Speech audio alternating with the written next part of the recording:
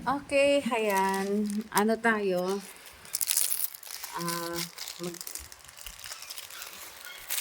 mag-aayos tayo ng mga pinamili kaninang umaga. Ayan. So, unang-una is itong eggplant. Ayan. Eggplant na walang egg. Bumili tayo kasi kailangan natin ng mga gulay para sa ating healthy living, sa ating mga katawan. Sa ating katawan. Ayan. So, yan. Uy, bakit may ano to? Yan. Ah, mataba, mahaba, ayan, na talong. Ayan, ayan, malalaki. So, guys, na ano, masyadong ano, mahal yung kwan, yung mga bilihin, napakamahal talaga. So, itong eggplant, to is ano siya, isa sa mga masusustansya na ah, gulay. Ayan. Ito yung eggplant na sinasabi nila. Plant na walang egg. Pero tinatawag siyang eggplant. It's very ironic, di ba? Okay. Then, we come now to this kalabasa. Ayan. Kalabasa na rich in vitamin A. Good for eyesight. Ayan. Kung gusto ninyo na ano pa, lilinaw ang inyong mga mata, at ng iyong mga anak, mga junakis dyan, ay makainin sila ng mash squash. Yung ano ha, siyempre, lutuin mo muna para saka mo i-mash. Ayan. So, meron tayong isa, dalawa, tatlo. Ang tatay mo'y kalbo. Joke. 1, 2, 3. Yan. I love you. Yan. I love you todo-todo without preno. Ayan. Ito yon. Kapag hindi ka na nakikita ng iyong minamahal, pakainin mo siya ng kalabasa para luminaw ang kanyang mga mata at makita kanya. Yeah! Whole goat. Choring. Pag mahal ka na isang tao, kaya na anong kanyan, mamahalin ka niyan. Pero pag hindi, at hindi ka pinapansin, hindi ka pinapalaga, let them go. Yan. Masarap. Masarap tong itong kalabasa na ito. And, next natin ay ang carrots or carrots.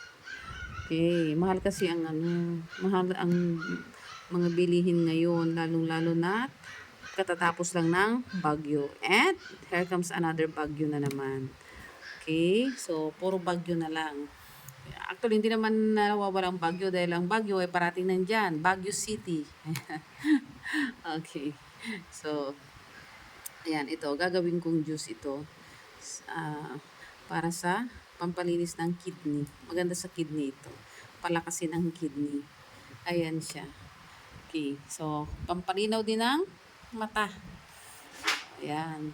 Pag hindi ka na pinapansin, hindi ka na parang kinaw ka ng iyong minamahal. Ayan.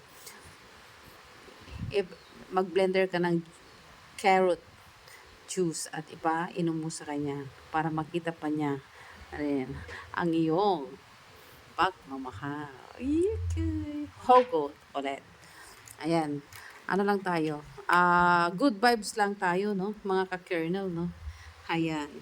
So, kanina kasi, natapos na yung sa fish. Ayan. So, dito naman tayo sa mga vegetables na to. Ano ba yung mga one?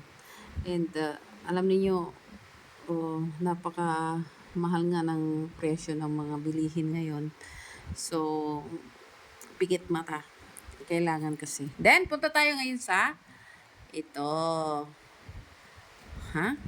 Bitter gourd. Bitter. Mapait. Sa mga mapapait ang karanasan dyan, kumain pa kayo ng ampalaya para mas maging mapait. Hindi. Ang buhay naman ganyan talaga. No? Parang life. Okay? Hindi tayo nawawala ng problema. Dahil ang problema kasama na yan sa araw-araw nating buhay. Ayan. Pag walang problema,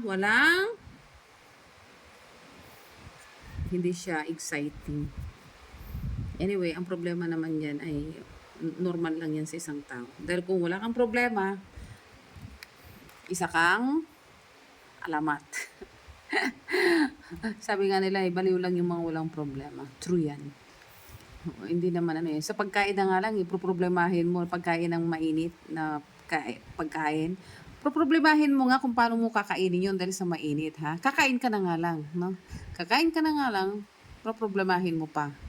Okay, so kailangan mo siyang palamigin. Yan. Para makakain. How much more sa buhay natin? Marami talaga mga problemang tao. Now, it's up to you on how are you going to react, okay, with that particular problem that you're experiencing or that you're encountering. Okay, anyway, ano naman yan? God is always there for us, okay, to help us. Hindi kayo nag-iisa. And, yan, ito. Kuting! Anong gagawin mo dito sa sa sitaw?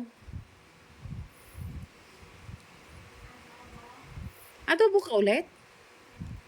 Uy, anak, huwag mo nang, huwag nang masyadong maraming yung taba-taba ng baboy, ha. Akala ko ba ikukuha nyo ito? Ano yung igagataan nyo? O, tapos, yun lang. Tapos, lalagyan nyo ng, anong sahog? Yun lang. O, lagyan nyo ng kunting sili, ha. O, sarapan yung siri para para masarap. Ayan, pinabili ni Kwan. Kasi hindi sana ako bibili kasi may rami ng mga gulay nagpabili. O di bilhan. And ayan, ito yung string beans. Ito naman yung lady finger. Tinatawag na lady finger. Yung okra or okra. Okra in English. Okra. Ay, hindi. Kasi plural siya, the okras. Yan, marami Hindi. Biro lang yun. Okay. So, itong okra na ito, yan, ang ginagawa ko is, ginagawan ko siya ini-slice ko siya maliliit. Then, binababad ko sa tubig. Then, yung pinagbabaran ko, yun ang iniinom ko. Good for diabetic people.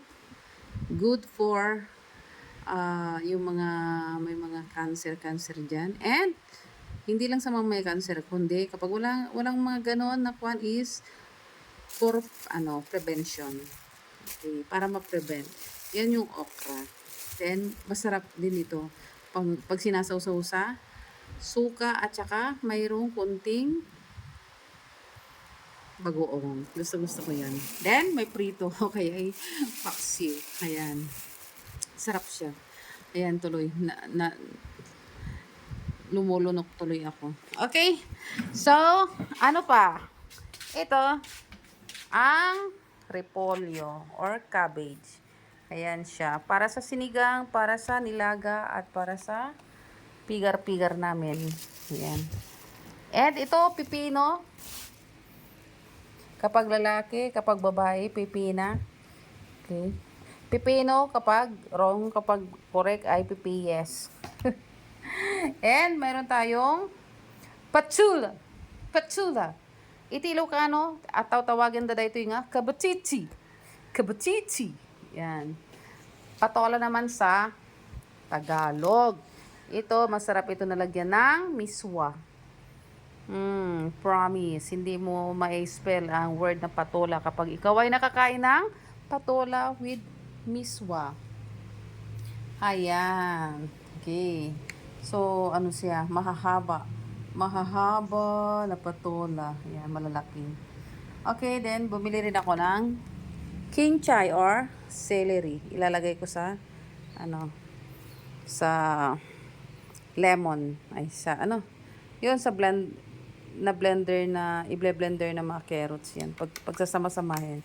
Then, yan, yung pipino. Okay, ano pa? Yon, kamatis. Ay, mahal ng kamatis. Gold pa ang kamatis sa ngayon.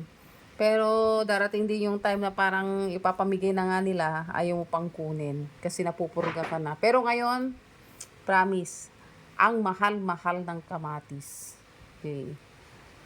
Kahit na yung sinasabi pang mga kwan dyan, hindi ganong class A na kamatis, ang mahal-mahal.